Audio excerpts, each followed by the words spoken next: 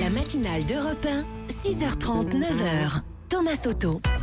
Le débrief de la matinale, les temps forts de ce que vous avez entendu ce matin sur Europe 1. Emmanuel Macron était donc en meeting à Strasbourg hier soir, meeting très attendu et écouté attentivement par son successeur, Michel Sapin, qui était l'invité de Jean-Pierre Elkabbach et qui en a profité pour tacler Emmanuel Macron. Écoutez, c'était à 8h15. C'est pratique, puisque vous n'avez pas de programme, vous n'avez pas de proposition, vous ne faites pas d'ennemis. Vous êtes simplement avec votre beau sourire. Mais évidemment, il ne peut pas gagner. Par contre, il peut faire perdre. Il peut faire perdre la gauche. Peut-être à son objectif.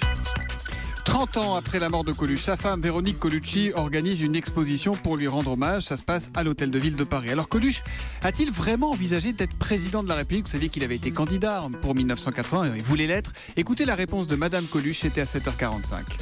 Ce qu'il voulait, c'était montrer aux Français dans une démocratie, parce qu'en fait, il avait une grande idée de la démocratie, que tout le monde pouvait donner son avis. Alors à un moment, peut-être que...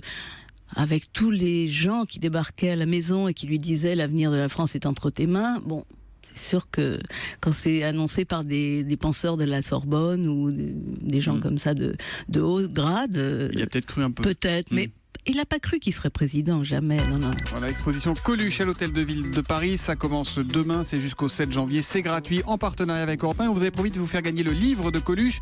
Eh bien, le premier qui a tweeté l'année de création des Restos du Cœur avec le hashtag #Coluche, c'est Yannick _TR, donc c'est Yannick qui remporte cet ouvrage. Le nouveau film de Tim Burton, Miss Peregrine et les enfants particuliers, sort aujourd'hui avec la française Eva Green. Nikos Aliagas a rencontré le réalisateur pour Europe 1. Écoutez, c'était tout à l'heure à 6h30.